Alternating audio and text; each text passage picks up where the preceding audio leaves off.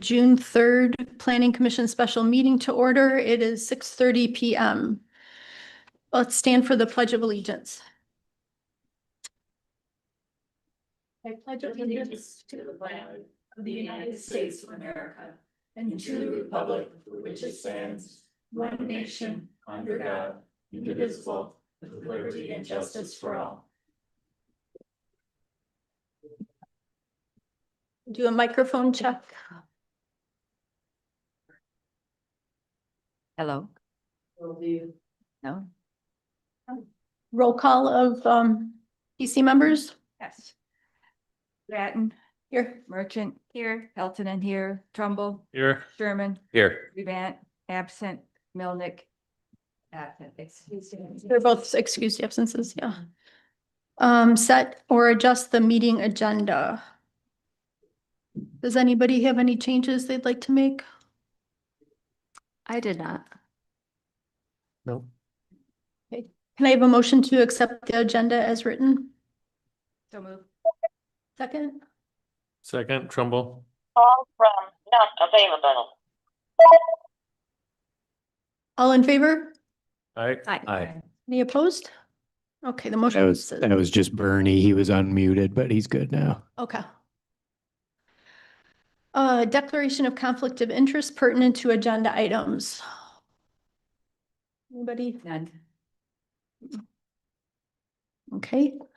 Public comment in-house. Any person shall be permitted to address a meeting of the PC. Public comments shall be carried out in accordance with the following rules and procedures. There are 2 opportunities for public comment, now and at the end of the meeting. Comments shall be directed to the PC with questions directed to the chair. Any person wishing to address the PC shall speak from the lectern and state his or her name and address. Persons may address the PC on matters that are relevant to township planning and zoning issues. No person shall be allowed to speak more than once on the same matter, excluding the time needed to answer a PC member's questions. Public comment shall be limited to 3 minutes per person. In order to avoid unscheduled debates, the PC generally will not comment or respond to public comment. Silence or non-response from the PC should not be interpreted as disinterest. Would anybody from the public like to speak?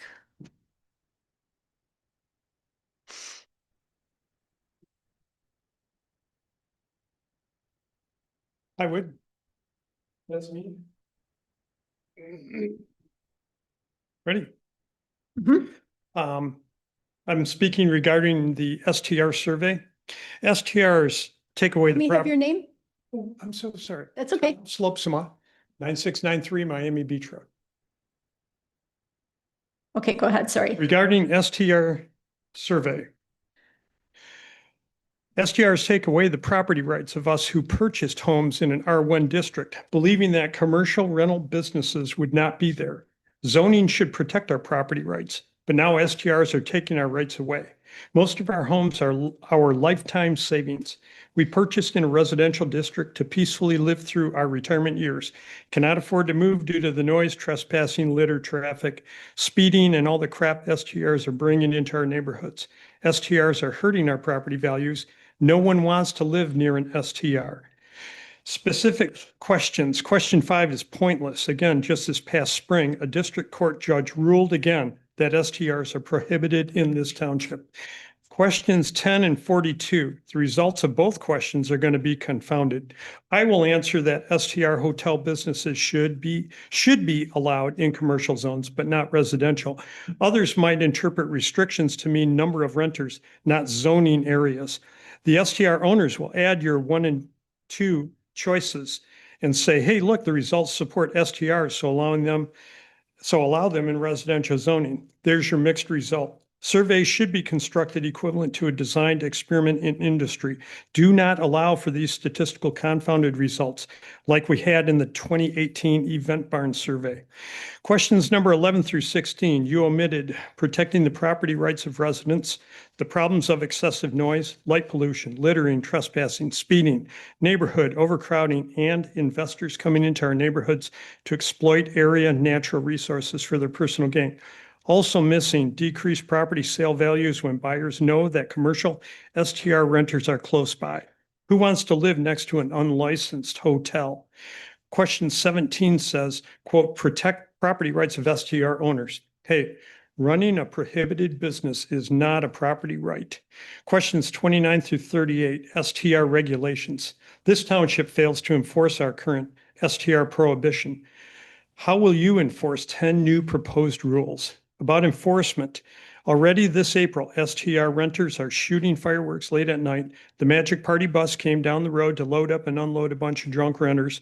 Last week, the Drake Lane illegal STR properties ran a big party tent event with super loud music late into the night. Did they obtain a permit from the township for the event? Nope. STRs brag online about how many years they've been doing this, just giving the middle finger to the township. You need to up the fines into the thousands of dollars per day. Give our zoning administrators some real enforcement power. Last year, Clearwater residents suggested dividing STR rental income equally with adjoining properties as compensation for their suffering. That'd be a start. We are begging the township, enforce your existing zoning laws to protect the property rights and property values of our residents. Thank you. Thank you. Anyone else for public comment? Nope. Okay, then we'll close public comment and move on to approval of the minutes. So the first set of minutes is for the May 6th regular meeting. And then we also have the minutes for the joint meeting on May 14th. So the May 6th meeting. Did anybody have any?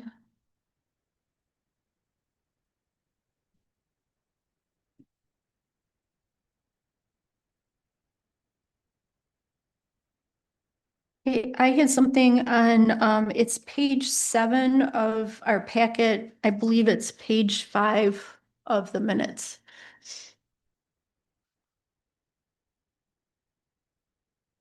Under my comments for the PUD section. F5. Oh, sorry, regular meeting. Sorry. Yes, the May 6th meeting. It's 5 in the left corner and 7 in the right corner. Or corners. Under Ms. Stratton, she agrees the subdivision should have been properly noticed. I believe that was the overlay district should have been properly noticed. Yep. Under a So- PUD section. PUD section memo and amendment. So just strike subdivision and replace with overlay district. Okay, thank you.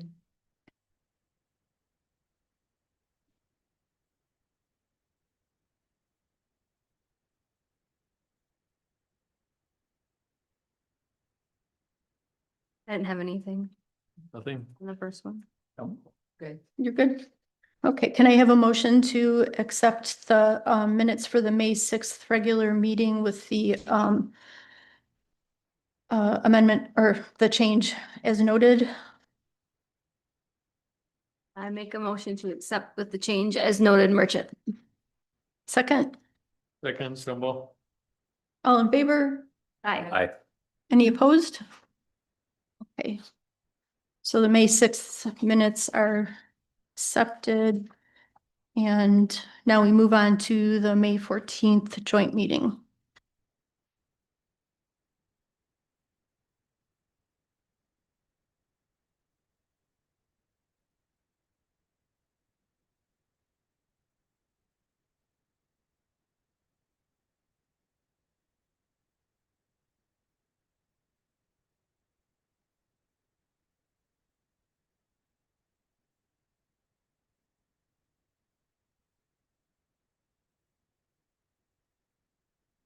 I don't have anything.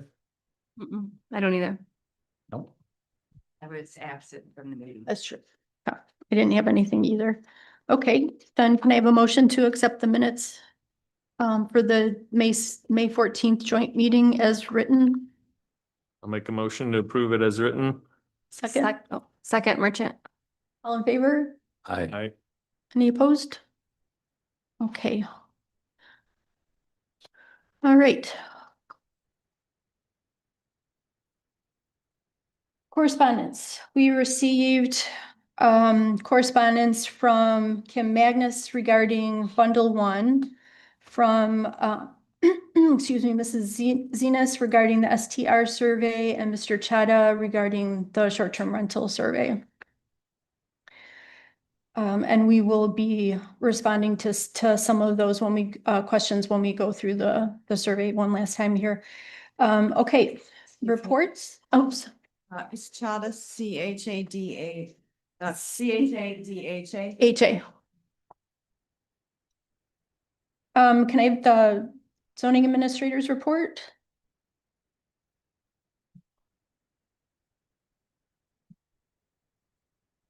Hi there. Howdy. I just, I don't know if anyone has any questions about the report. We had 9 new permits during the, from April 30th to May 14th. It's picking up. It's busy. Was busy from last year, so there's a lot of stuff for follow-up. We did have a ZBA appeal, which Scott will fill you in on. And, anyone has any questions about my report? I encourage everybody to attend the June 30th meeting at the Elk Rapids Township Hall, the special hearing the board will be having. So please mark your calendars for that. I think it's starting at, I don't know what time it starts, 6 or 6:30. But it's talking about municipal civil infractions, and the attorney for the township will be at that meeting to answer questions. So it's, I think they picked a larger venue so that they could seat more people. Where did you say it's being held?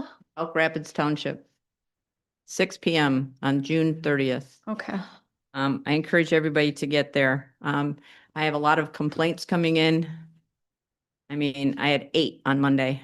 I have a lot of things. Complaints take probably 10 times more time than doing a land use permit because of all the time you got to spend investigating and checking into this and validating and looking for witnesses and looking for people that will testify, because right now we can only do misdemeanor citations, which means I have to get attorneys involved and we have to write a ticket that's a misdemeanor citation, which goes on someone's record and follows them for their lifetime, unless they're under 18. So anyway, very important that we get a good, strong outpouring from the public on municipal civil infractions that we could, if we can't get compliance from someone as a last resort, we could actually write a ticket, fine them, and give them some deadlines on cleaning up or correcting their situation, adding construction they didn't get permitted, lighting that's exceeding their property lines, junk, trash, etc. I mean, I'm all for compliance and working with people, and as long as I'm seeing improvement, I'm going to work with them. But when all else fails and people blatantly disregard our zoning ordinances, I need something to work with. And I mean, I think we're approaching 25 or 30,000 just in one case of a short-term rental that's blatantly violating our zoning ordinances. So just request any and all people to come to that meeting, and I don't really care if you're for it or against it, but make sure that you show up and state what you're supporting it or against it. But we need to do something other than taking everything to court. Just an opinion. Thanks. Thanks, Deb. Okay, Planning Commission Chair report.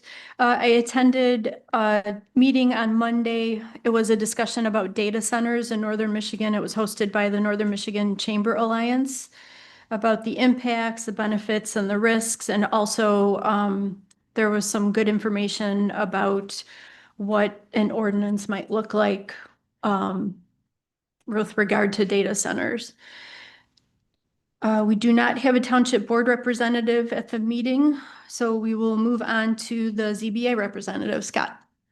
Yeah, so we met last Thursday. The individuals on the property were asking for a variance. They had a non-conforming garage and they were requesting to tear that one down and put another non-conforming garage on the property. We denied them. And then we came up with some questions to the PC. So a couple of them are the non-use variance questions. There's like a list of 7 questions that you have to go through. They're worded from the 70s. There's a bunch of double negatives in them and it's really confusing. So we were wondering if the ZBA should rewrite them and give them to the board for approval to rewrite the ordinance that way. I don't, or if the planning commission wants to do that ourselves. Okay.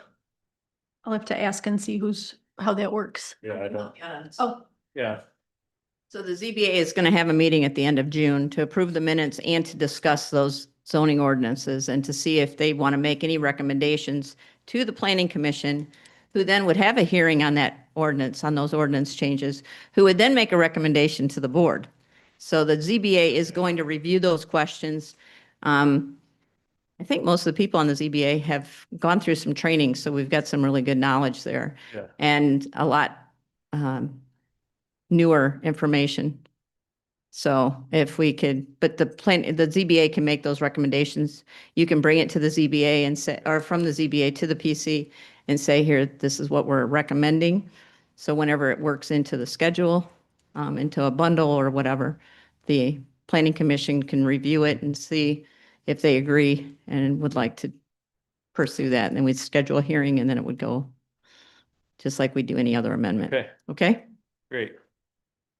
Midway through that, you said the ZBA will review those questions. Did you mean the board? No, the ZBA can write those questions. They can revise and make a recommendation of what they would like to see the zoning ordinance or that chapter, Article 20 of the zoning ordinance, which is just about zoning board of appeals. So they could actually rewrite those questions and recommend them to the planning commission. Cool. Thank you. Oh, welcome. thank you. They can make recs to the PC. Yep. And then the PC would. And the PC could make changes as well. And Scott would be here to be the voice of the ZBA. Got it. And then they would have a hearing, a public hearing, just like you do for any other amendment of any other article of the zoning ordinance. And then after there's a public hearing, it's reviewed again with input from the public, and then they could make a recommendation to, I had pursue it or not. these mixed up, okay, not, but in my brain, I do. okay. Thank you. And the ordinance was 20.07B, questions 1 through 7. So that's what we'd like to review. And then Wendy and Deb will not be in the office all the time for the paper surveys. Mhm. So when someone brings in their postcard, we just have to figure out a way to have the surveys available to them when people come in. And I'm just thinking out loud there, if there's each postcard will have numbers on it, so we'll have a space for those numbers on the physical survey. Yes, there is. Yeah. Double, triple, quadrupling up on any surveys. Okay. That's it. Thank you. Mhm. No ROWG report as Rod is not here. Do we have any additional items to report? Anybody? Nope. Okay. All right. Unfinished business.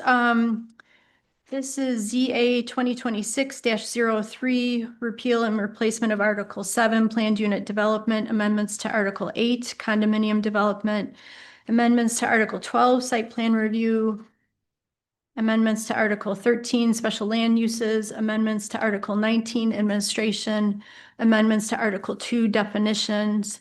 There's also no amendment to Article 5 because we are transferring the use specific sections from Article 13 into Article 5. So the repeal and replacement of Article 6, which is the corridor overlay planned unit development, which is going to be changed to the M72 corridor overlay district, is postponed until July. So Giffords Webster is creating a pamphlet showing existing and proposed items for the new M72 overlay, which will be available. They're supposed to have it to us around June 15th. And that will be available at the town hall and will also be mailed to the M72 parcels that are impacted, along with an invitation to a workshop, which will be open to the public, to be held at 6 p.m. on July 1st before the regular PC meeting. So that'll just be an hour-long informational workshop. And we'd like the PC members to attend if possible, but Randy and I will for sure be there, as well as Giffords Webster. And then based on how that goes, we would then, during the regular PC meeting, we could move to have the public hearing on the M72 overlay at the August 5th meeting. So we had our public hearing, and now we're going to go back to PC discussion on these amendments. And I believe Andy is on Zoom. I'm gonna move Andy over to a panelist here, just a sec.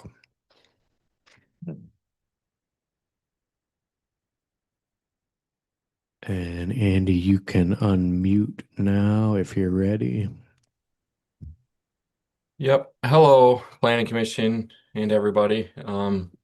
I'm here, so I don't know if you want me to start with just going over what was changed, but I think it was pretty clear in the memos. So I'm happy to do either way if you want to just jump right into discussion, but if you need a presentation, I can quickly just go over things. What's your preference? Do we want a presentation? Oh, you weren't here, so. Pardon? I was going to say a review of any changes since our last meeting, maybe. I don't Okay. know if we did any, or if you did any, there was some discussion. Yeah, I point those out in the memo, but I can just quickly cover them real quick. So for PUDs, I think, do we want to start with PUDs, then condo standards, then development process? Does that sound good, or? I have PUD first, yeah. Okay, great. So for PUDs, you had just suggested some minor changes. Included in that was a clarification in 7.02 that conventional development isn't discouraged overall. But it's discouraged when it could detract from the township's rural character and natural features. So then that's when maybe perhaps a PUD would be preferred. Because I think in planning we want, going through these updates, we want conventional development because we've said that these are our updated ordinances and this is how the township should look. So that was just a matter of clarification. And then we deleted the pedestrian-oriented design criteria as a qualifying criteria in 7.04. And then we corrected just a typo. I think we had like a reference to a city or a county instead of township, which did not make sense. So yeah, that was all we did for PUDs. It was pretty short and sweet. You didn't have a lot of comments, obviously. We cover in the memo what happened, and I know that you've taken a lot of due care to looking at this bundle. So if you feel like it's in a comfortable place, your decision tonight could be to recommend township board adoption of these ordinances and pass them to the township board. Any questions for Andy on the PUD section? I have none. Okay, so this would be the repeal and replacement of Article 7, planned unit development for the purpose of master plan alignment, procedural updates, density allowances, and other minor changes for clarity and readability. Okay, so we'll move on. The next one in our packet. So in the packet, I included the original Article 7, so if anybody wanted to be able to go back through that. The second part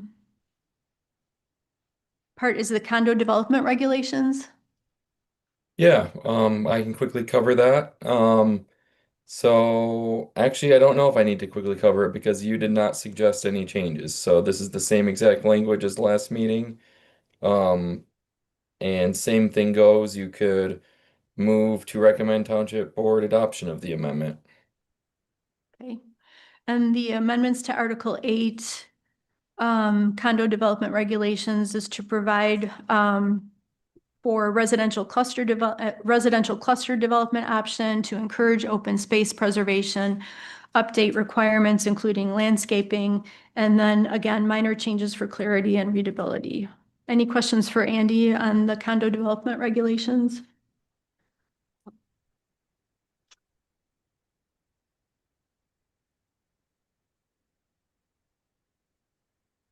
The next one is development process memo and text Yep. amendment. So a couple changes here. The first one would be that you wanted to make more clear in the beginning of the site plan review article, where is it? I believe it was in the applicability portion. Sorry, I need to cite it. Yeah, it was in 12.03 or 12.02A.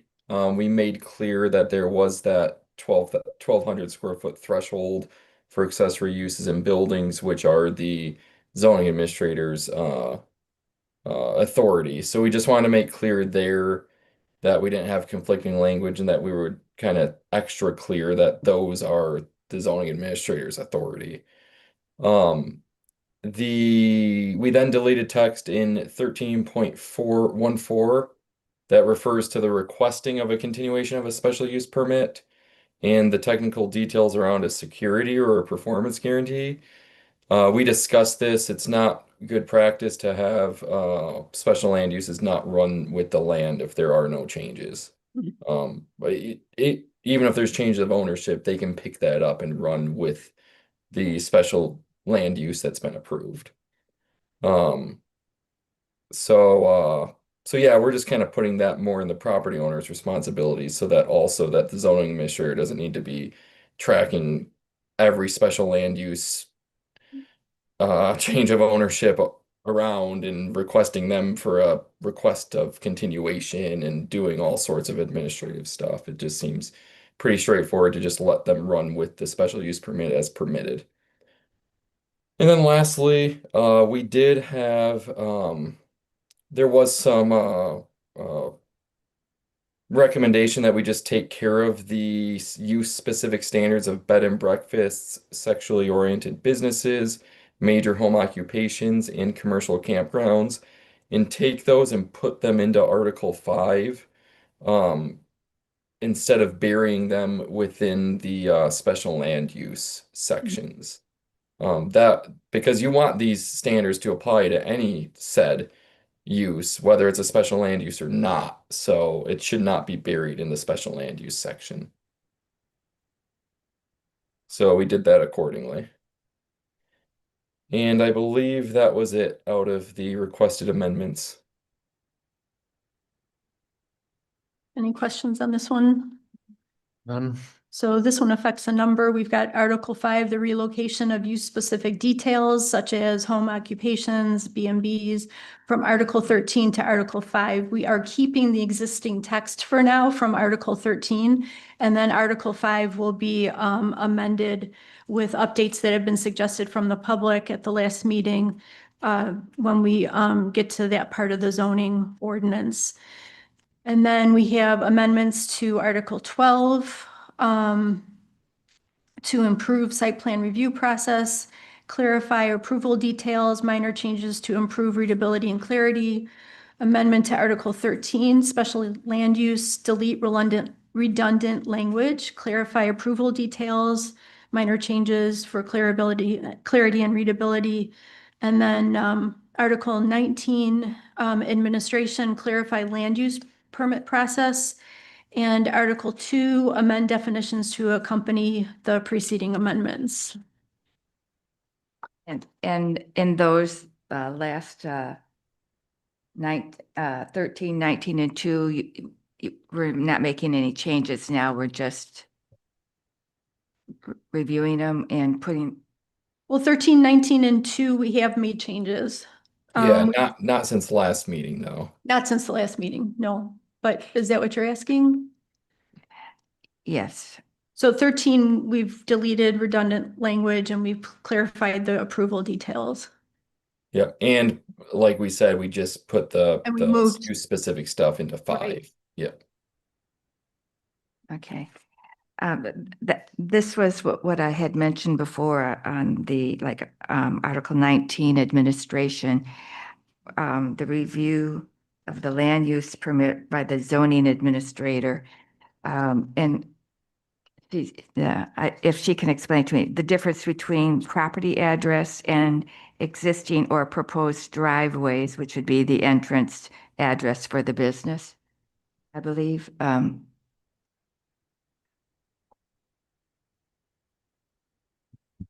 Yeah, do you want me? Is it on the application itself? It's mentioned in the Article 19 administration, and I was just, Usually the driveways are permitted through the county yes. and they apply for them with the county. I don't give driveway permits out. So they would have to And- contact the county to see if they're trying to drive in or put a driveway in off of M72, obviously they're going to have to get curb cuts and MDOT and there's other things that need to get involved, but But the just- property address then would be, it's, the address where the driveway will go. yes, for the business. That normally that would be by the county, but they're trying to have the fire department do that, but the fire department doesn't want to take on that responsibility. So I was wondering if the township should, Take on the responsibility for address numbers. They're all assigned through the county. yeah, The assessor will set the property parcel number. The county determines where the driveway and to make sure it's assured clear distance, if it's on a hill, if it's got to be somewhere else positioned on the property. So that's going to be determined by Grand Traverse County. yeah. That's not going to be a zoning thing. Mm-hmm. So you're And this saying is just maybe an it should be informational removed? item.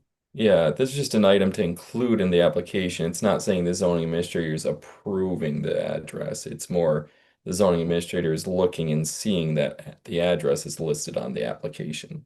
And keep in mind too, a lot of businesses may not live at the address, so that they're going to have an address for their personal, they're going to have a property address of where this is located, and the driveway is going to be determined by the county. Okay, Okay? okay.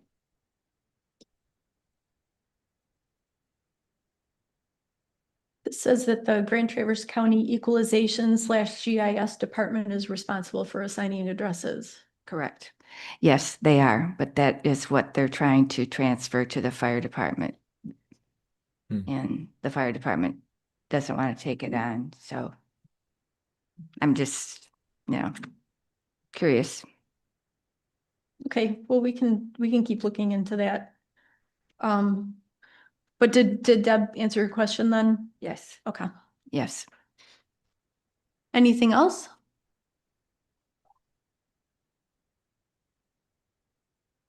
Okay. So those are the amendments that we're looking at. Those are the articles that we are going to amend.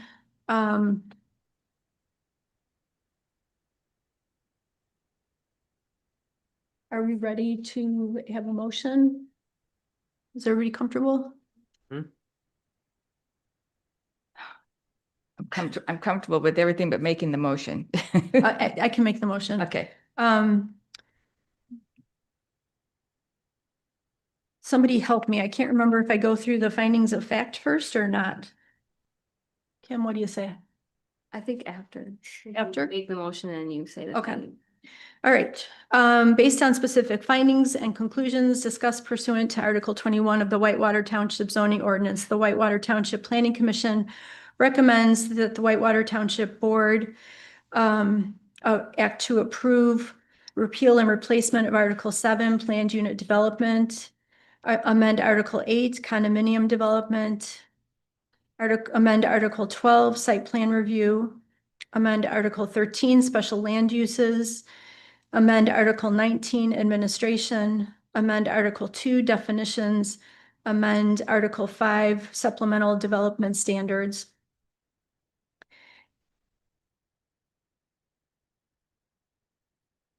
And that's based on the attached material, which is the material that we just went through. Do I have a second? Second, Trumbull. Okay, so we can have further discussion if we need to. I'll talk about the findings of fact. The criteria of consistency with goals, policies, and objectives of the township's master plan and any sub-area plans. The Whitewater Township Master Plan was adopted in 2025. The proposed amendments are consistent with this plan in the following specific ways.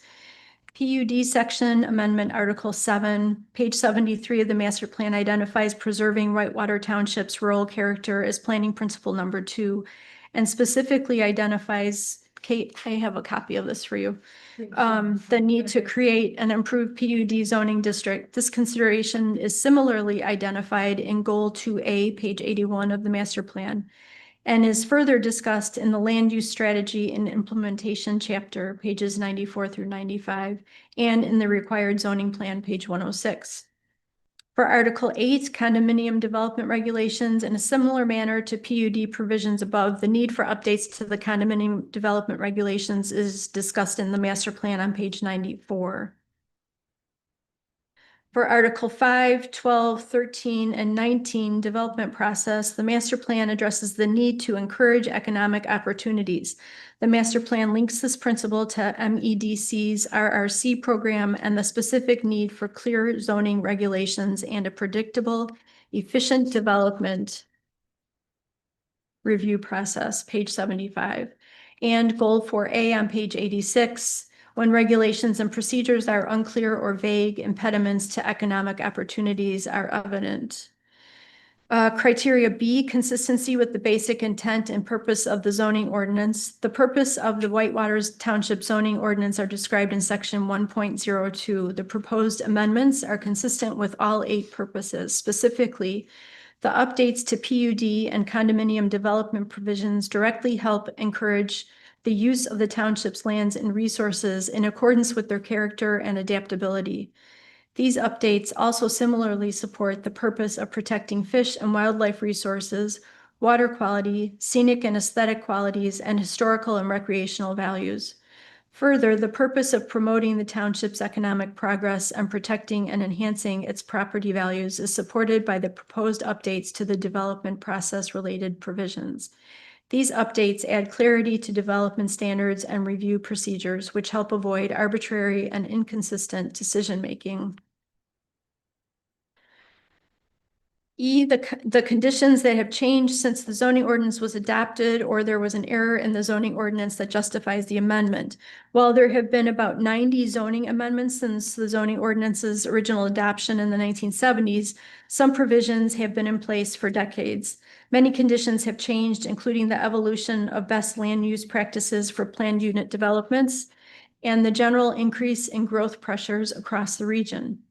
Conditions have also changed with regard to the adoption of the recent master plan, which articulates a more up-to-date, complete, and comprehensive vision for the future, with recommended regulatory measures needed to achieve community goals. F, that the amendment will not be expected to result in exclusionary zoning. The proposed amendments are not expected to result in exclusionary consequences or impacts. Proposed improvements to the PUD provisions may in fact reduce the potential for exclusionary impacts by improving the means to facilitate mixed-use development. And the other items are not are text amendments only, so it's not applicable. So those are our findings of fact. Are we ready to vote on the motion that's on the table? Okay, we'll do a roll call vote. And this is to approve and send to the township board? we're recommending approval for the, and sending this to the township board. Okay. All right. Do you want me to read it again? Was that stated in the motion to forward to the township board? I don't. Yes, it was. I can, do you want me to restate it? Okay, No, I don't need that. Okay. It was at the beginning. Thank you. Sherman, Yes. Rebant, excused absence, Milnick, excused absence, Stratton, Yes. Merchant, Yes. Pelton, yes, Trumbull. Yes. Okay. Okay, the motion passes.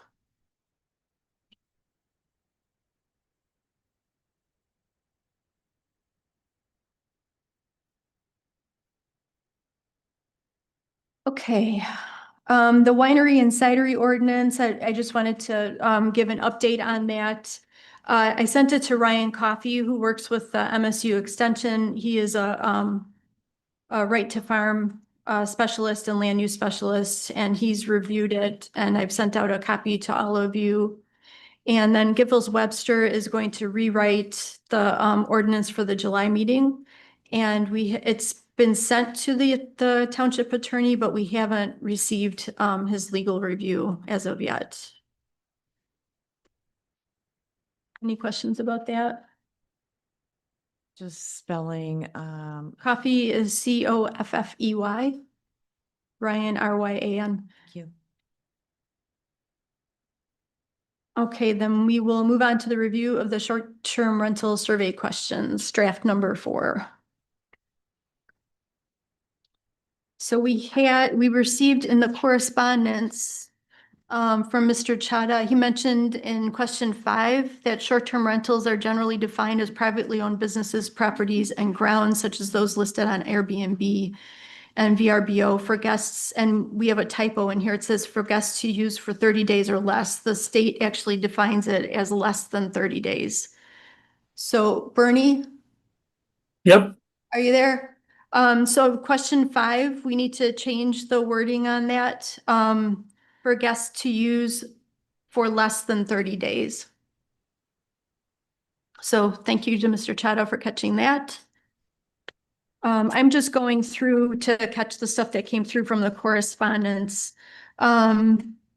Chada also brought up, in question 40, I think there was some misunderstanding about the wording on the question. This is, if short-term rentals are allowed in Whitewater Township, do you think the ability to operate a short-term rental should be available only to residents who own and occupy that same home at least part-time? And I think the confusion is that it says residents. I don't think our intention here is that it has to be your primary residence. So I think maybe it's should be available only to property owners who own and occupy the same home at least part-time. I don't know, what do you guys, how can we clarify that?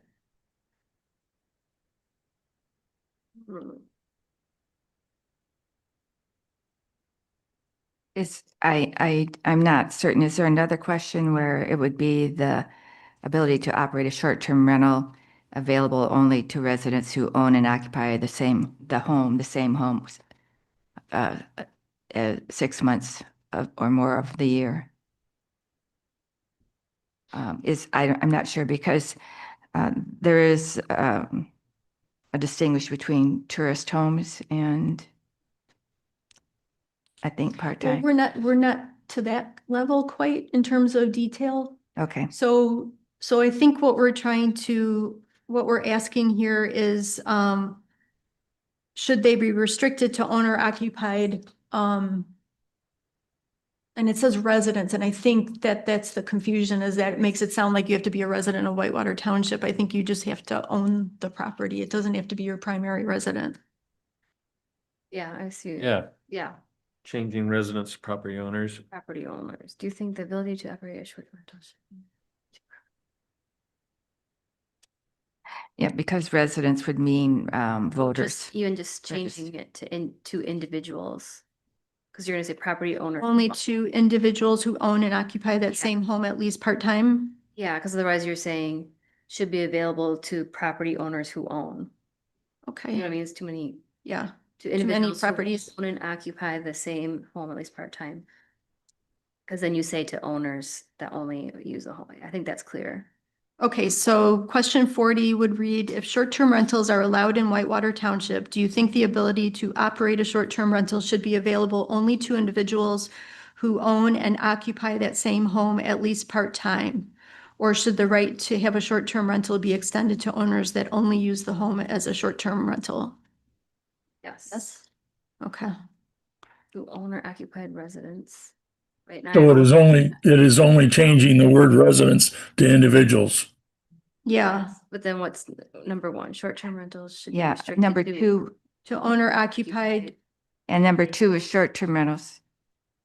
For any property owner. Short-term rentals should be an option for it. I'm sorry, Denise, what are you saying? Number two is short-term rental should be an option for any property owner. Property should be inserted there. That's what I was going to ask if that would be done. But that says any property owner or owner occupied residence. There might be a third option to cover it. Someone between owner occupied resident, which would be someone who lives in the home.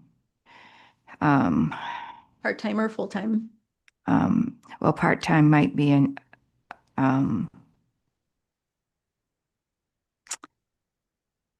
another category.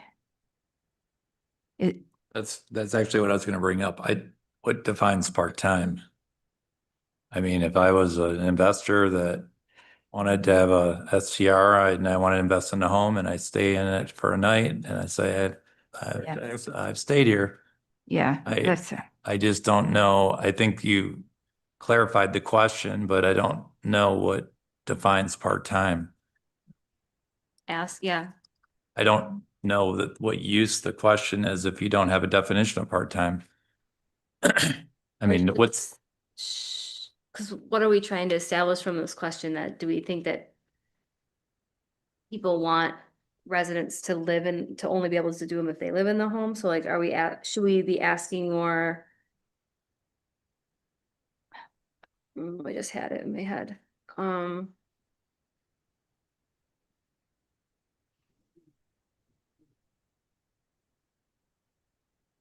don't know.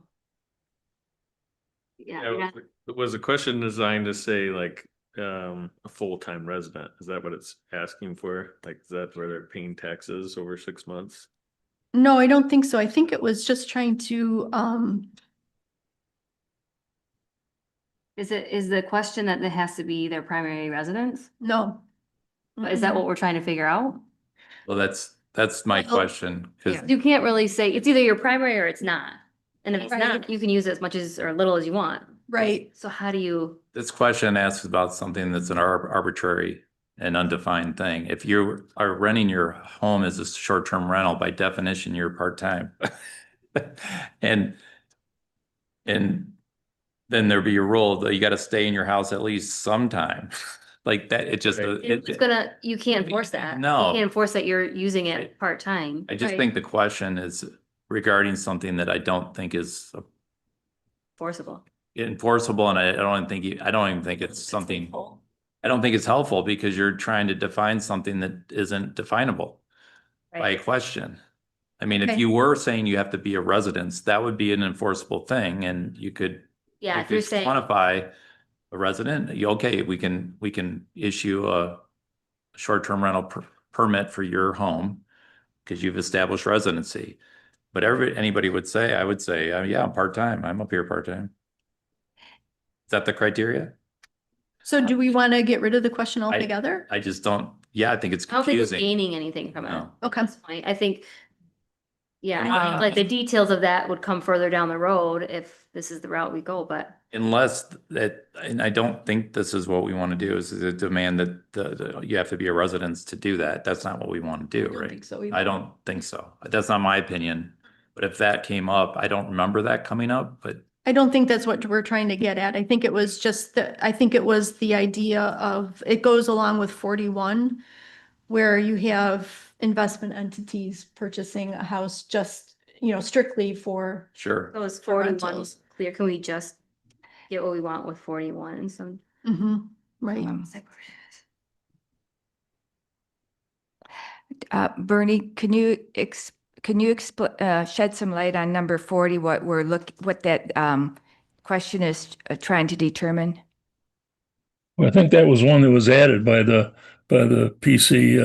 It was. And I think it's just whether or not the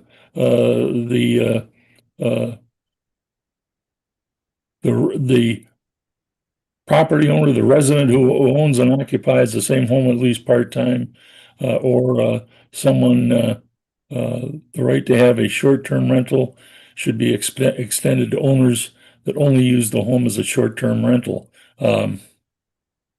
That does seem unclear. Okay. I think 41 is getting to what we're trying to ask. I don't think you need 40. Is 41 useful without 40? I think so. Well, if people are interested in owner occupied, a principal residence, is that in another question? I don't think so. You could shorten it just to available only to residents who own and occupy that same home But as a principal residence. isn't And that then what 41's kind of asking? that's for outside corporations or Corporations and investments groups. Yeah, The lack of actual residents with community ties and increased home prices. I mean, yeah. Well, is there a way to modify 41 to include owners that only use the home as a short-term rental?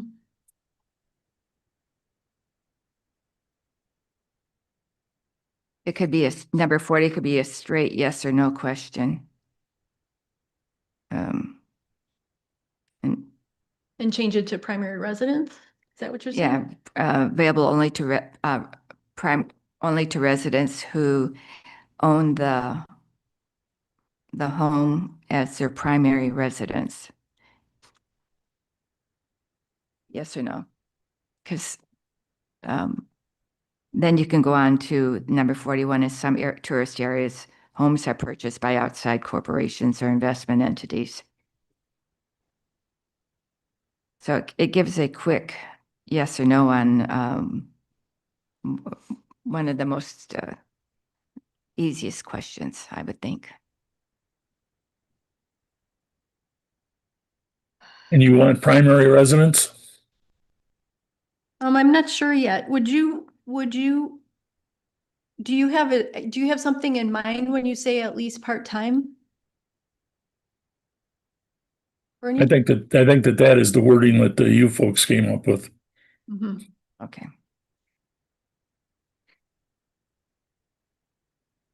And if it is something that Kelly did, why, I am not aware of it.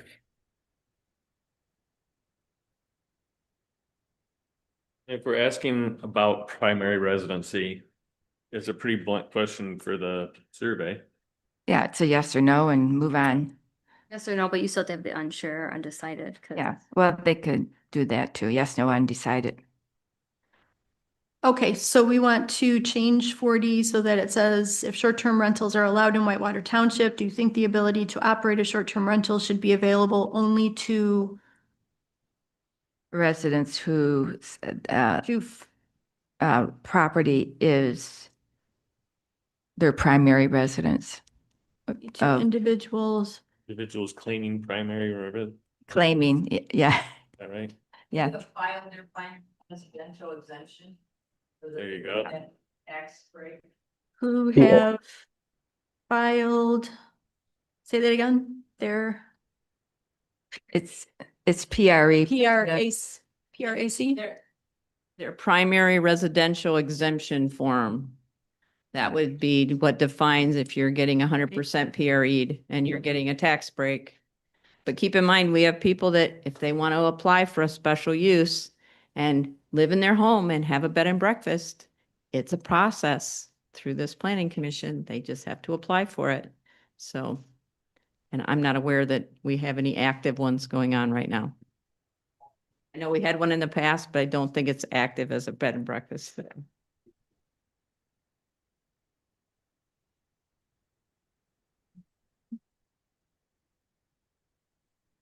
Short-term, okay, so help me out, you, everybody. If short-term rentals are allowed in Whitewater Township, do you think the ability to operate a short-term rental should be available only to individuals who have filed their primary residential, and I lost the last two words, Exemption, exemption form? yeah.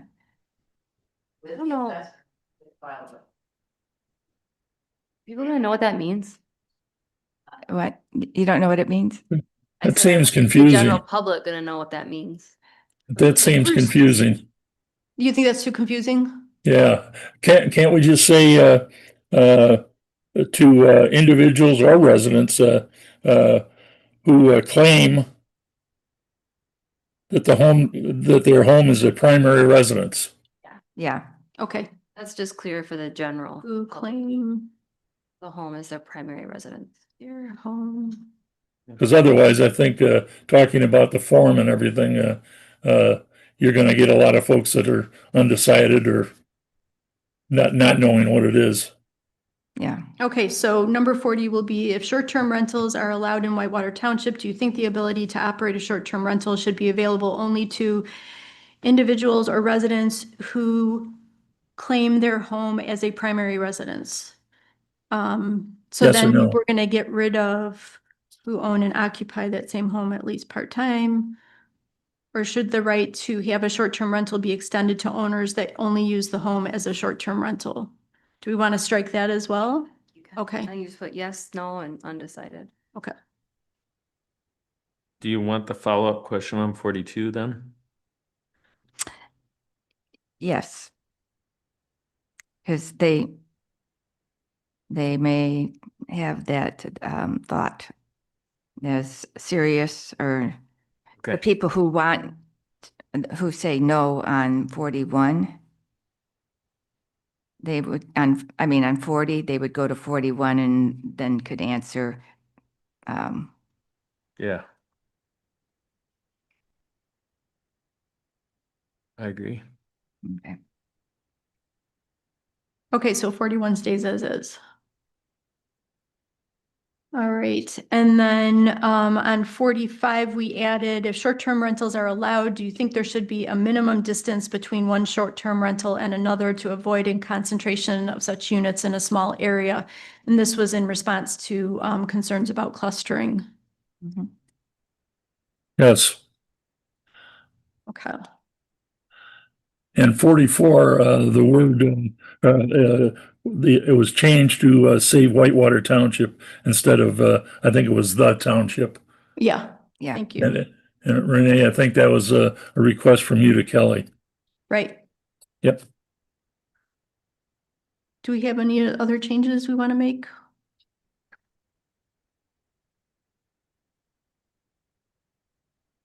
So are you going to send your notes to, Kelly? Yes. Okay.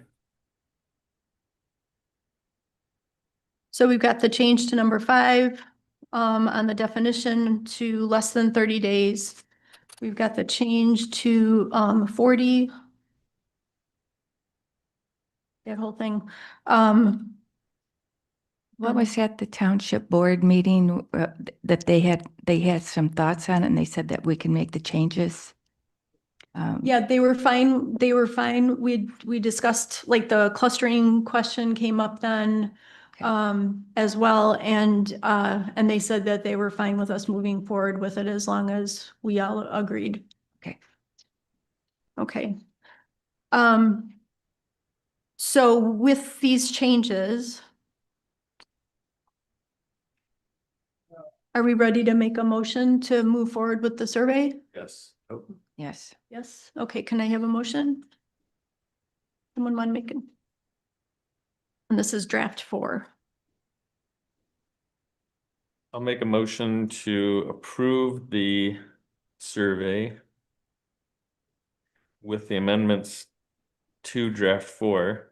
So it'd be draft 5 as our official Mhm. survey. Or instead of draft 5, I think this could be Final. as a final. Final. Okay, so it's final, not draft 5. Second, Merchant. Roll call vote. You don't have to send it to the township. Correct. We don't. Got Yeah. it. Thank you. Okay. Merchant, Yes. Pelton, and yes, Trumbull, Yes. Sherman, Yes. Reban, excused absence, Milnick, excused absence, and Stratton. Yes. Okay. Okay. So, it's, the motion moves forward. Green, were you second on the motion? I was. Sadie Merchant. was. All right, so the postcard will be printed and sent out in the next week or so. And then actually, I'm sorry, that's a mistake. So the telephone survey will begin upon receipt of the final copy of the survey questions. And then and with regard to that, and this is in response to Mrs. Am I pronouncing your name? Zevas? Zenas? I emailed Kelly Sullivan at Epic MRA with your question about the phone list. And he said, I can say that we have purchased all available landlines and cells for the township, and multiple passes through those lists will occur. In addition, there will be the follow-up postcard / online survey so that every resident has the opportunity to offer their opinion. The phone survey will not have 100% coverage. That's not possible, as not all phone numbers are commercially available. But again, we're completing 100 interviews that way as a control set prior to opening up the wider everybody in quotes audience. Hope this helps. So that's about as much detail as I'm getting on the phone list, but it's something that they purchase, and they purchased more than one.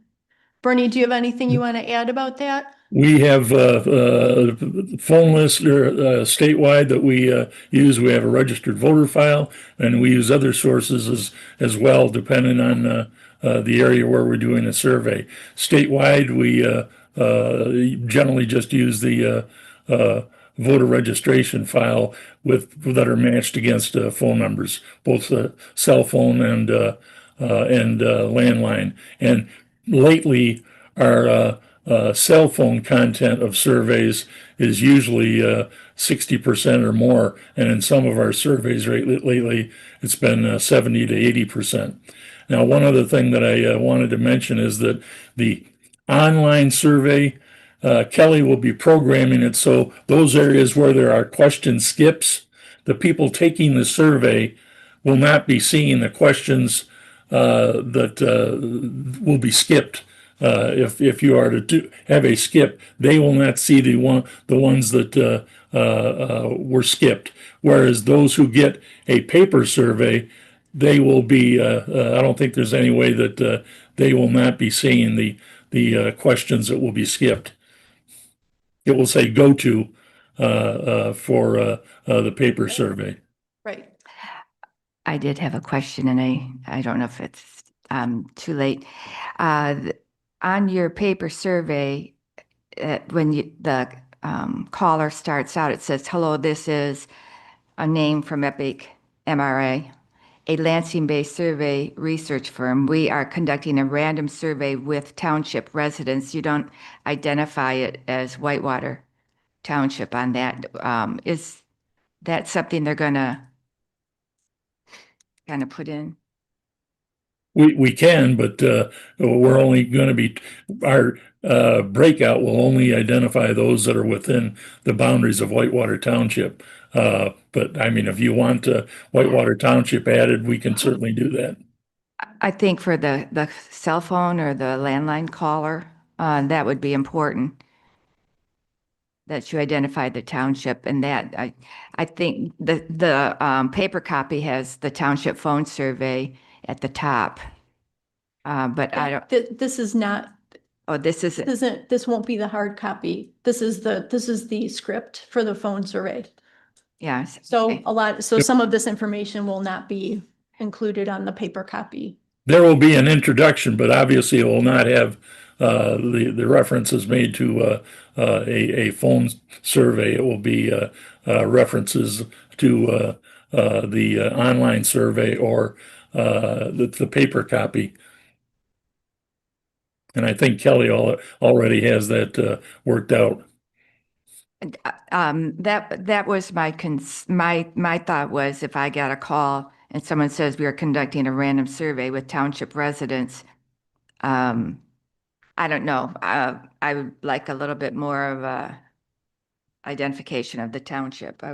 So the first question is, are you a full-time resident of Whitewater Township? That Yeah, doesn't. but when they're doing the introduction, Mhm. if you want to get past that. I think I agree with that. Like, Okay. if you can put something that doesn't sound like a complete generic telemarketer phone call right away, where it makes you feel like, oh, this is specific to me, by putting Whitewater Township in that first few sentences, you're gonna get less hangups, I feel like. Bernie, do you guys control what the caller ID says on the phone, or is that just totally by individual says- cell phone? It says, companies? the caller ID says Epic, says Epic. Okay. Yeah, I think if the first sentence you could identify Whitewater Township, that might keep people online a little bit longer. Maybe. Sometimes we'll say we're conducting a random survey with residents in your area. Can you say with Whitewater Township residents? We can say that. Mhm. Yeah. Okay. All right, so I think with that change, let's have another motion to accept with that additional All right. change. Make a motion to accept the survey with the additional change of adding the Whitewater Township residents to the final draft. Second, Sherman. Okay. Peltonen, yes. Trumbull, Yes. Sherman, Yes. Rebant excused, Milnick excused absence, Stratton, Yes, Merchant. Yes. okay, Thank you, sorry. the motion passes. Thanks, Denise, for bringing that up. That is a good change. Yeah. you. Let's see, so we're still on track in terms of the timeline. We do the telephone survey first, and then when that is completed, we send out the invitation to do the online as well as having the paper surveys available. Now, there was, based on what the previous discussion was, there was some confusion, I think, about the availability and the ability of people to pick up the paper surveys. When we've done this before, there haven't really been that many folks that wanted paper surveys, but you still need to have it available, obviously. Right, and so the question is, Bernie, we can discuss this further with Kelly, but we don't know that we will actually have well, if the building's open, then somebody's in the building. But we can't commit to having somebody here to pass out the paper copy and the pre-addressed envelopes for returning them to Epic. So is it not a good idea to have them sitting on a table for people to pick up when they come in without speaking to someone? I mean, I know they're going to have to put in the identification number that's on their postcard in order for it to be counted. It makes me a little nervous to Yeah. have the availability of people just picking up paper. If someone wanted to try and have multiple people do the survey. We do a survey for mirrors among lobbyists and what have you every 2 years. And one of the things that we always have to check for is when they talk about who's your favorite lobbyist or whatever, the lobby firms will provide surveys to everybody, and they'll try to influence it by having the 20 or 30 people that work for them naming a particular lobbyist. Well, I'd be afraid of having a lot of paper products of the survey floating around, and so I think that I think you need to restrict it so that they have to talk to somebody, and they clearly understand that they've got to put the number in the top of the survey. Yeah. Right, but if there's no number, or if you end up getting, 12 copies with the same number, my understanding is that they won't be counted. Right. Now, everyone from the household can use the same number. Right, But if we would be able to check if there's multiple numbers, how many folks there are in the hospital, in the household. And if there's 12 and there's only 2 people living in the household, why, that's a problem. And Kelly will take care of it in terms of not counting more than 2 or whatever number there is in the household. okay. Can I ask, did I hear you correctly when you said that you would do the phone survey before the actual physical copy would be mailed out? Yes. Okay, that changes this whole postcard thing, I would think. But we'll go on to that. Is there a reason there won't be somebody here from 9 to noon every day? I don't know. This is just something that came up outside the ZBA meeting. Deb, can you give us more information on that? Deb is a part-time employee and I'm in the office from 8 to 4 on Mondays, even though I work every day. But for me to just be dedicated and sitting here waiting to see if somebody comes in, I mean, I didn't even know this was an option and Wendy and I both found out about this last Thursday night at the ZBA meeting, that we were supposed to be handing these out because I wasn't aware. Neither one of us were aware. Now, Wendy is usually here from 9 to 12 every day, but Yeah. I mean, this is just more on top of what she has day to day going on. So, did the planning commission talk about maybe trying to find volunteers to come in and be available to, for certain hours possibly? I don't know. Okay. But, Yeah. I mean, I'm checking job sites and Right. in and out. I have people coming in and meetings and there's other things going on. So I don't, what's the window of this? Is it over a week or is it 3 weeks or? Like 3 weeks, yeah. Wow, that's, Through June 26th. so So, it starts on what date? Well, as People soon as have people, cards. as soon as people get their postcards, it'll be live. So they get a postcard Mhm. sometime between now and June 26th, but it ends on June 26th, no matter what. That's when the online closes, yeah. Okay. I mean, if they come in on a Monday and you guys have the process documented for me, I've done this in another township and I just wrote the number at the top of the, yeah. and then actually kept a log of who I signed them out to. But I don't know how you guys plan to do it here. I've kind of tried to stay out of this. Right. Because Okay. Yeah. All right. I'm We'll a work part-time on that. employee. Yeah. so- Yes. Okay. Normally, the clerk is here open to the public 9 to noon, Monday through Friday, and she does have a deputy here now, Mhm. so we can confirm that. Maybe there's a conference they're going to, but if I have it in my schedule, I could be here for a few hours. Mhm. Um, Okay. And I'm concerned about mailing the postcard. Where would you mail the postcard from? Because the mail is very slow. They're in Lansing, right? Yeah, Brittany? if you mail them from Yes. Lansing, it might take, I don't know, 5 to 7 days, maybe. I don't know. Postcards usually travel slower than the regular mail. So this Well, June, that's good question. What, isn't there something that can be done in terms of the direction of mail to make sure that I think that Kelly could probably see whether or not there's ways of speeding that up by chatting with the post office. yeah, that would be useful because they takes a long time. And looking at the postcard, you wanted us to go over that. So if anybody else has any comments before I say mine, that's great. Go ahead. Okay. Well, it says,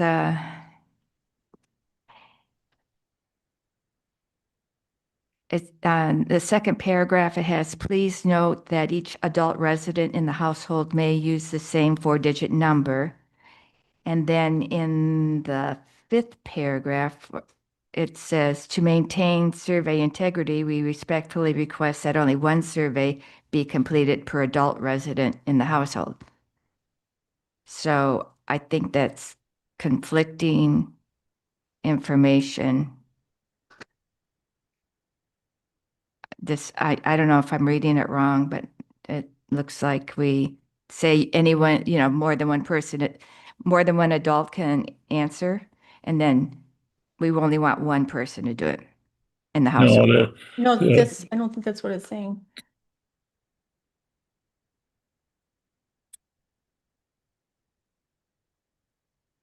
I think one survey per person.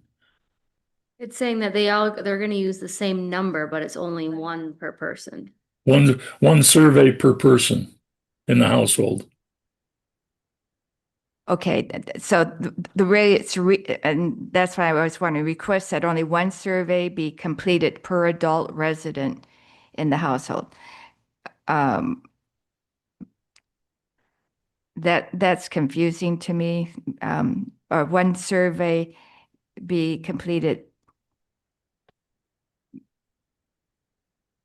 individually.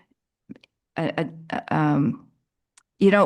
are you trying to say? You don't want two adults combining their answers on one survey? No, we don't want John, you've got John and Susie in a household. We don't want John or Susie doing 2 or 3 surveys each person. That there would be just 2 surveys completed from the household if there are 2 people. And Okay. so that the intent is to tell them everybody in the household can fill out a survey, but every individual should only complete one survey. And if we need to clean up the language on that, we can certainly try to do that. I think the word individually would help, because only one survey be completed per adult resident in the household, and then each adult resident, you have each adult resident in the household may use the same 4-digit number. So the word each may be in that sentence somewhere. Yeah, what if we say we respectfully request that only one survey be completed By each by adult each resident. Yeah, Okay, that helps me. what does everybody else think? Does that Take clarify? out the word only, is that what you said? Be completed by each adult resident. Take out in the per. household. Request that each One each survey. adult resident in the household completes a survey.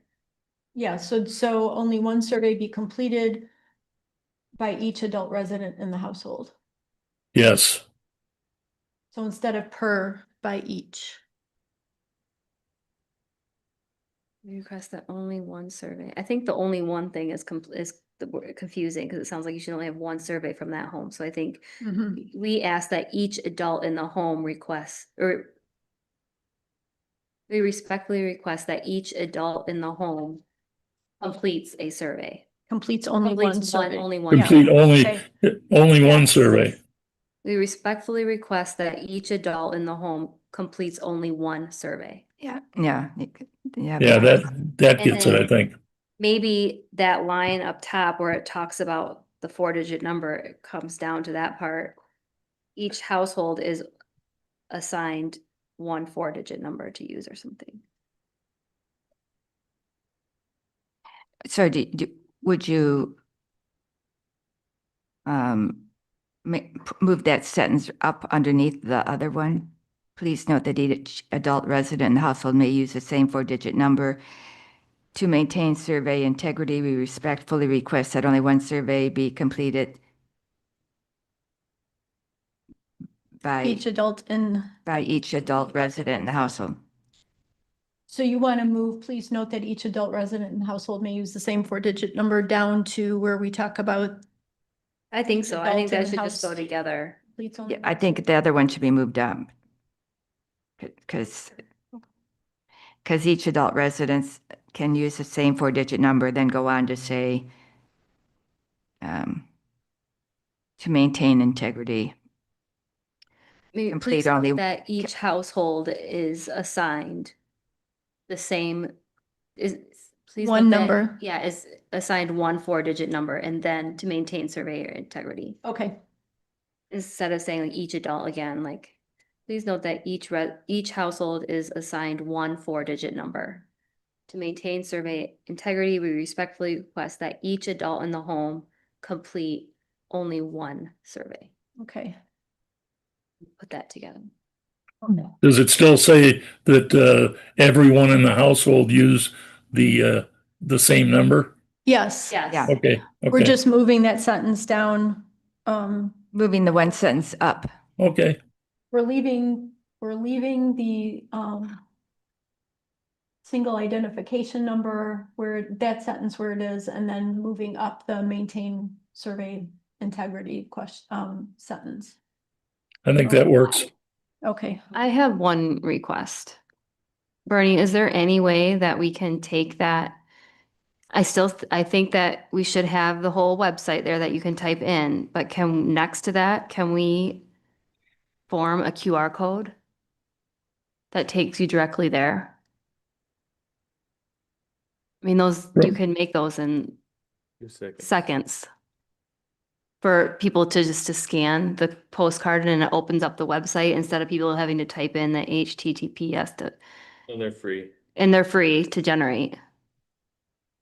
I could generate it and send it to you if you had to. but Yeah, I'm sure that Kelly can probably try to Yeah. incorporate that. You can generate them instantly online. So Right. I think that would be very helpful. And I think people are more likely, the younger generation, if they can scan a QR code, that's what they're gonna do. Okay. I mean, still have both, have the website, because some people don't know how to do a QR code, but then also have a QR code for ease of access. Mhm. And then Denise, your concern about the reference to the telephone survey, it says, in addition to this online survey, 100 township residents were randomly selected to Were, okay. participate.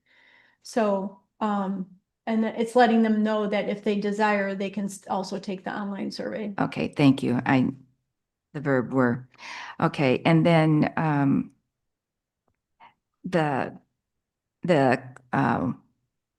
third paragraph, maybe it's third, Epic MRI will analyze all the surveys and report the results to Whitewater Township by grouping responses into categories such as age and gender. And then you go on to say no names, email addresses are required to participate. No one's information can be identified. No responses will be reported that can be attributed to any individual. Can you shorten that into something, no personal identifying information will be acquired? Only because you're saying the first sentence says grouping responses into categories such as age and gender. The second sentence, instead of listing everything, no names, no email addresses, no. That is only in the report. Even if we have it, we will not be, even if we were to have an identifying information, we would only report based on the groupings of demographics and overall results, so that no one, the township would never know of any individual that responded to the survey. I understand that portion. I'm just thinking the sentence, how to shorten it. Why do you want to shorten it? It's a postcard. It already is gonna fit on the postcard though. Right, yeah. I think it's pretty important. I'm Okay. not sure. I think it's fine as written. Okay, yeah. And all of this will fit on, Yeah, the way it's laid out is the way it'll be printed on the postcard. and the size of the postcard would be. I think it's oversized, similar to the Oh, workshop. okay. Yeah, I'm looking at No, it's not. Is Yeah, it a colored postcard? I think it's gonna be black and white. Right, Bernie, black and white? that is my understanding. Yeah. And then the Whitewater Township insignia, shield, I don't know what we call it, is above little the- logo, the yeah. address, the logo, yeah, with the return address. But it's being sent care of Epic MRA. Yes. So the timing of the postcard delivery is crucial to get it done by June 26th. That's my main concern. So the plan, I believe, is we will make the changes tomorrow and then it will be sent to the printers. Kelly will send it to the printers and then I don't know exactly how long the printers will take and if it gets sent directly from the printers. That is Charles, do you good. know, Bernie? I think we have sent it from the printers, but I am not positive. Kelly would know that. Okay, I'll check with him. What were you saying? Call After this from phone survey, Alton though, SI. right? Right. I mean, if our dates have to change a little bit, then they have to be adjusted, Mhm. but we can't really predict that until we see how this goes. Yeah.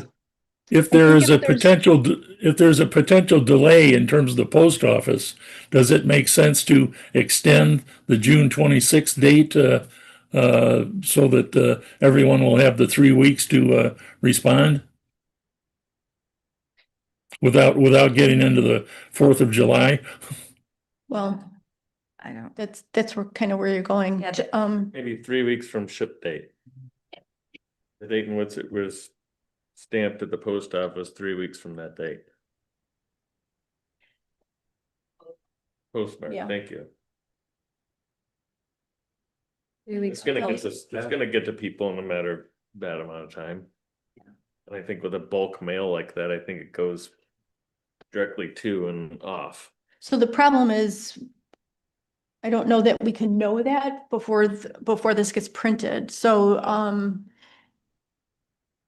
the only thing I can think of is if we're finding that the postcards are not reaching people in a timely manner, that we would post something on the township website extending the length of time which the survey is open.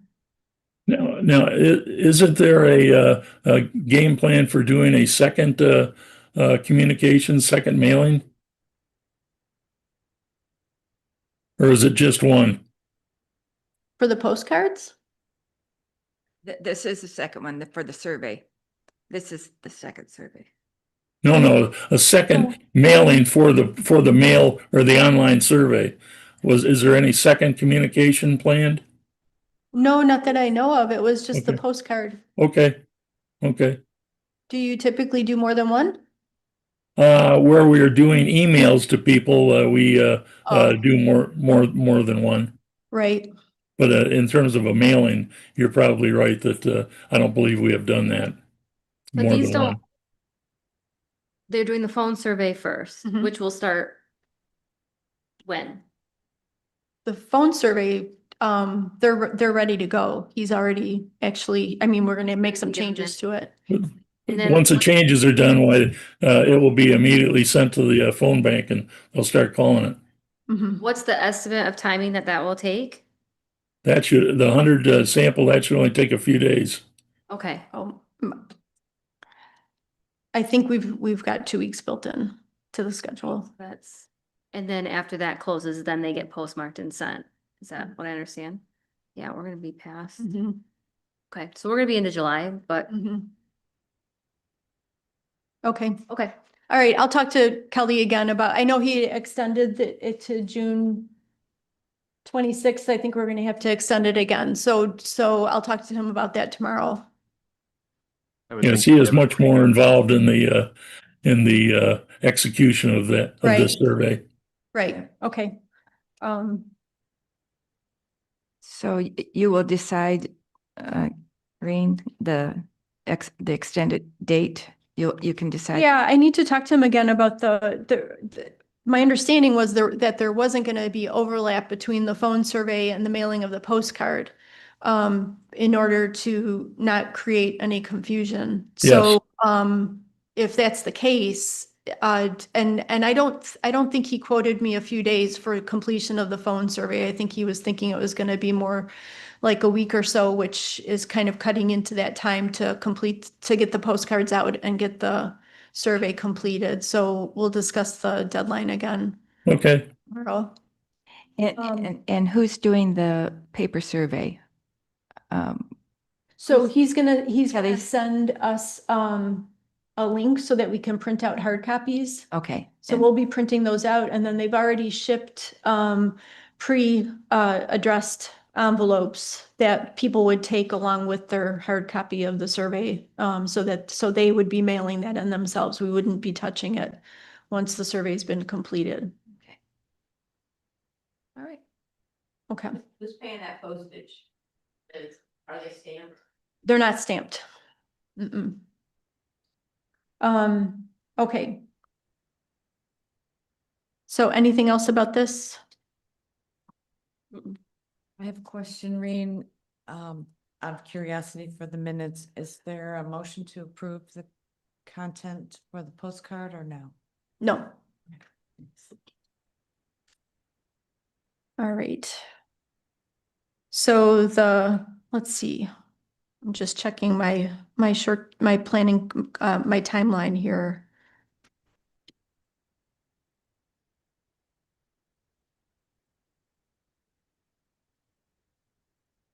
Yeah, we're supposed to be allowing 3.5 weeks for the survey, once the survey's live, for people to be able to complete it. So I think, I feel like you gave a cushion there though by like pushing the second workshop into August, because then we have all of July. mhm.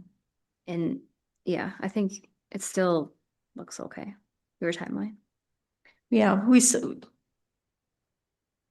it just depends on how long it's going to take for the postcards to be able to be sent based on the phone survey, and then also how long it'll take them to complete their report. Yeah.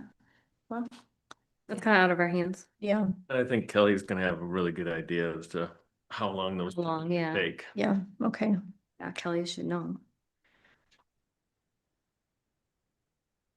Yeah, I'm not quite sure it's going to take as much time as Kelly thinks. 100 sample is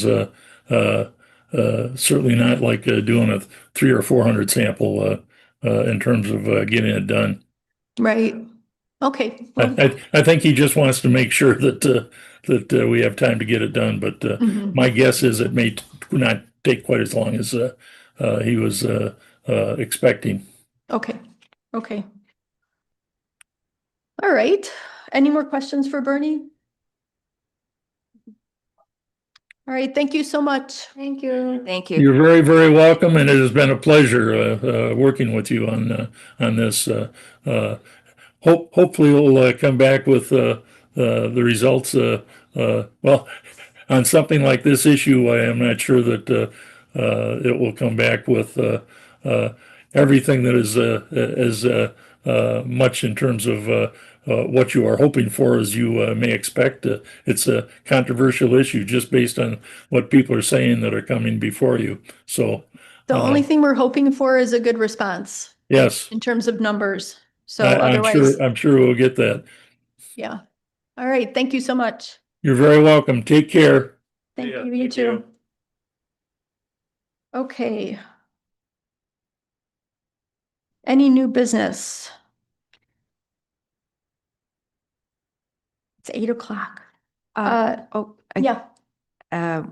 Did anyone want to discuss the start time of meetings? I know the next one will start 6 to 7 for the Right. overlay. Mhm.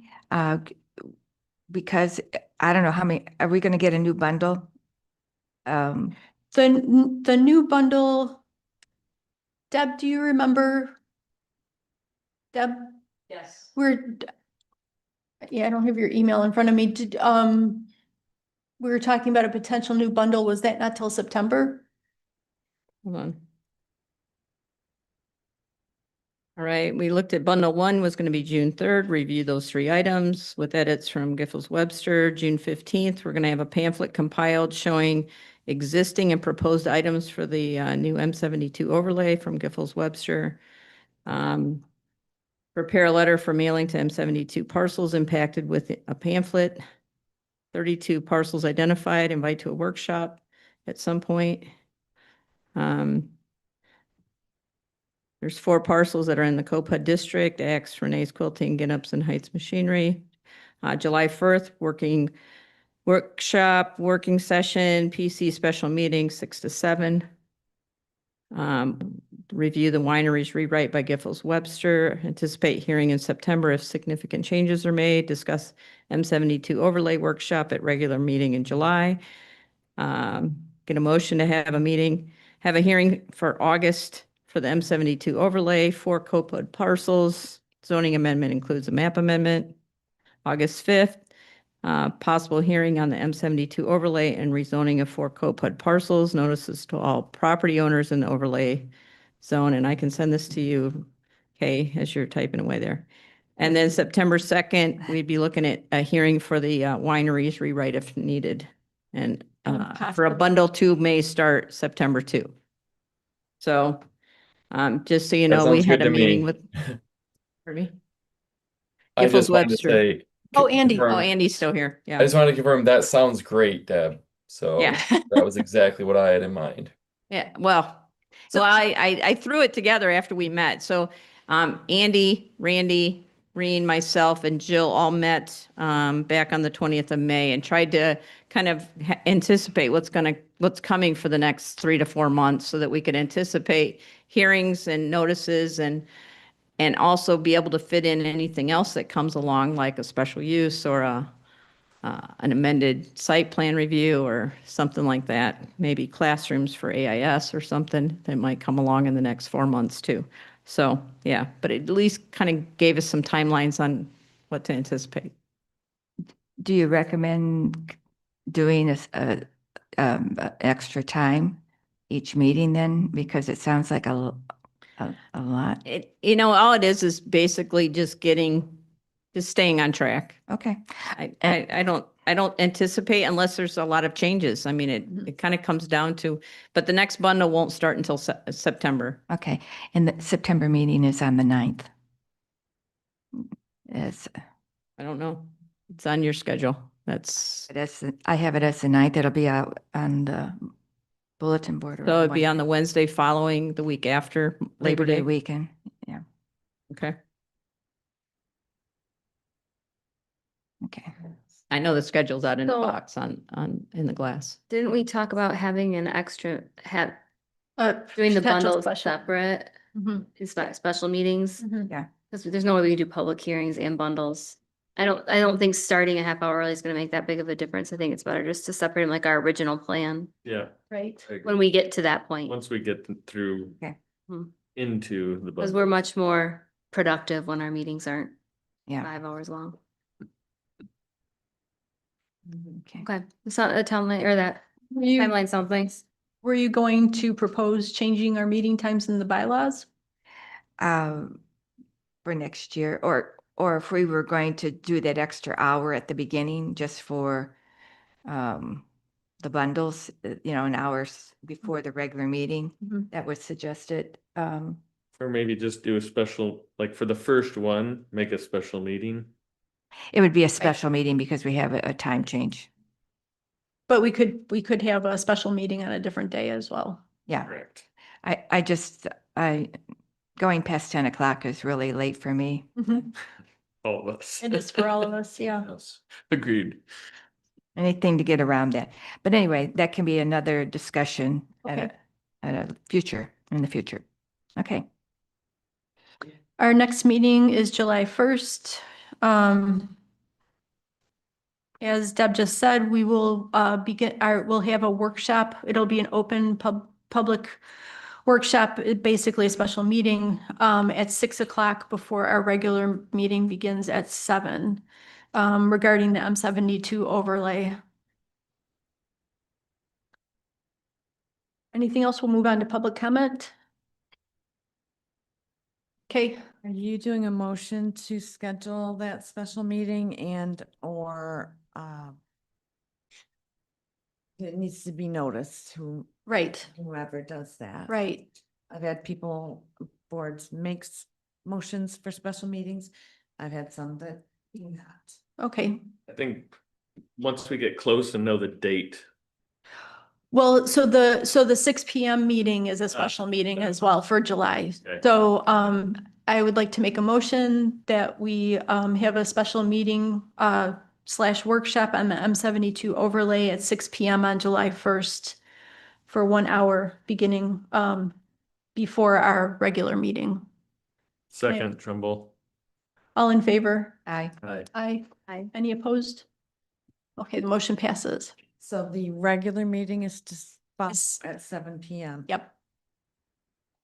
And so Deb will do the special meeting notice. So there's 2 sets of minutes, a special and a regular, just so you know. Okay, 2 tapes, 2 minutes. Can you be here at 6? Okay. That's what we want to know, really. Did we clarify the September meeting? Did you say it was the 9th? It is the 9th. On the board out here. The calendar online says the 2nd. I looked at the calendar online too, but the board out here says the 9th. It was designated as the 9th on the first resolution. I can check that. Well, we just, We'll get it updated. Yeah. Okay. all right, so we'll fix that. When is Labor Day? It's very late, so Might be why. the 31st is Labor Day this year. No, the 7th, I'm sorry. The 7th is Labor Day. That's why we moved it, because must have been, because Wednesday would have been the before Labor Day. I remember there was some reason. That's why. Okay, public comment. If anybody would like to speak, please come to the podium and make sure you fill out the form. Good evening, Julie Zenas, Skigmog Point Road. First of all, I want to say thank you for recognizing and considering the questions that I sent in for the survey. It's nice to know that you're I was listening to a little bit on that, so thank you. I do want to emphasize, I agree with Mr. Slope's comments that started out because we're on the other side, as you know, well, as I told you last time, of Skigmog Point Road. And that house on Drake Road can be a nuisance, along with the one that's next door to me, 2 houses down and across the street. So I guess I encourage you to go back and really listen to his comments. They were extremely powerful. Deb's comments around the importance of civil infractions, the end of is absolutely key. It links to what Mr. Slopes talked about, that if for short-term rentals, it has to hurt. If you're going to do it, it has to hurt. Because right now you can just roll it in. You'll just roll it into your cost. So please consider that. QR codes. We talked about this the last planning meeting. I'm actually dead against QR codes. The young generation, I do disagree with you, Sadie, a little bit. The younger generation that are savvy our QR codes are also savvy with going to the internet and filling it out and using the website. So if you choose to use QR codes, I just ask, please, please, please make sure they're encrypted. So we can ensure that they're secured and we can avoid any tampering. We're really great with tampering with stuff in this township in terms of having people show up to town hall meetings that don't live here, posting signs that have inaccurate information on it. So please you guys have done a really good job of trying to do your due diligence. Let's just take one more step. My last thing is you talked about your timing, and the mail is a real thing. I'm still waiting for the postcard for the January workshop. Have yet to get it. Have yet to get it. So I do know that, I have friends here that don't live here as a permanent resident like we do. They have their mail transferred up. There was no conversation. If they don't get that postcard with a number on it, how are they going to be able to come in and take a survey? How do we ensure that we still have a resident that lives here, but the mail failed us? Because it's a real thing. It's It's a real thing. And outside of that, you guys are taking on a lot of big topics. Thank you. And thank you for allowing us to have our voices heard. Thank you. Anyone else?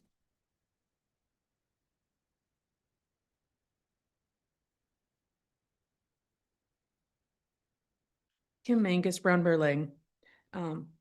I have a couple of questions and one really big concern. The first question, whether you answered or not, is I noticed that our consultant had made adjustments and changes to your draft ordinance after the public hearing that were in the packet. How did he know what to change when you haven't had a meeting to discuss what you wanted him to change? It was discussed during the meeting. Okay. My understanding in the meeting was we will discuss this at the next meeting. So that was a little confusing. Of bigger concern, you just approved an entire packet of zoning ordinance amendments that are not strictly legal. You made an adjustment to Article 5, and I completely and totally understand. You took wording here and moved it over there. If it was not noticed in a public hearing, that is not a legal change. Anytime you change, even if you're just moving something, you're changing a decimal point, you are altering grammar, correcting a typo. It has to go through the process. And you took a chunk of 13, and I don't even disagree with the change, moved it to Article 5, and then you just adopted the whole thing as one big packet. That entire packet of amendments that you're recommending to the board was not noticed and did not have a public hearing. We have over the years had a long-standing problem with things not being noticed, never making it into a paper, and we've had radical changes like the entire 5-acre zoning district that was never noticed and never legally adopted. It was adopted over the fact that the attorney said it's been too many years to change it now. We don't want to, even if it's a small thing, get the process right. I strongly encourage you. I know I'm just one person out here, but I've been through the process. I strongly encourage you to consult with the attorney and or run it back through the process, do the public hearing. Yes, it'll take you a little extra time, but you can't be sending things to the board that have never had a public hearing and aren't legally prepared for adoption. Thank you.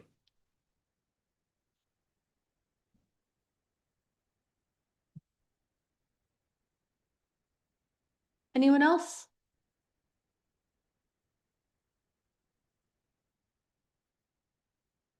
Okay, PC discussion and comments.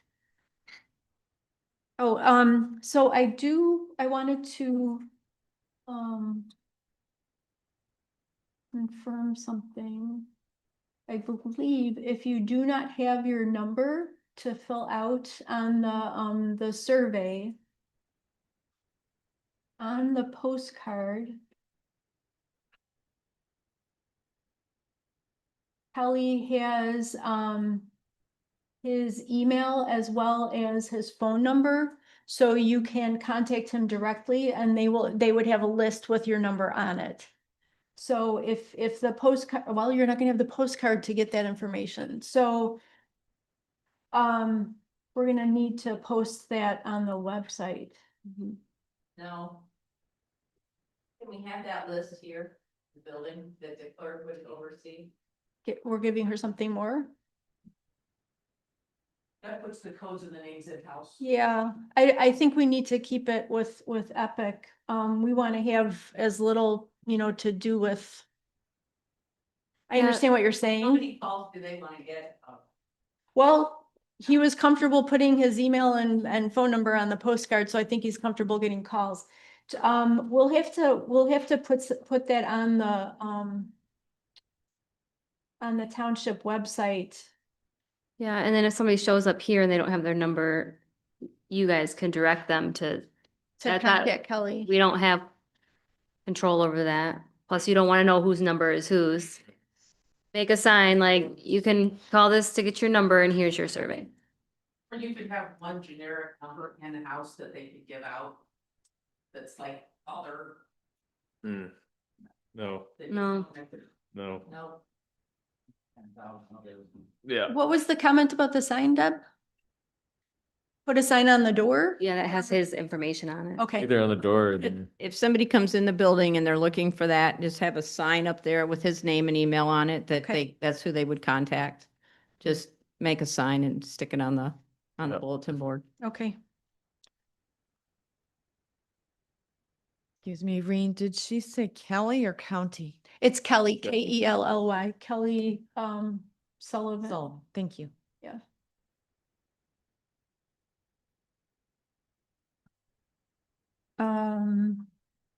The comments on civil infractions, we understand the concerns there, but the civil infractions are something that the board will handle.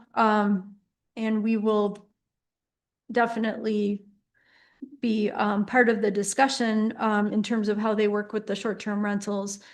But that's something that the board ultimately will put together. And I will look into Article 5. Thank you, Kim, for bringing that up. Anybody have anything else? Yeah, I think Linda sent it to you, the revision for the enforcement section of the zoning ordinance. And that does speak to municipal civil infraction, and that would be coming before the planning commission. I think I emailed you and asked if there's a hearing when you plan to have that heard. I can okay. resend it to you. No, I've got it.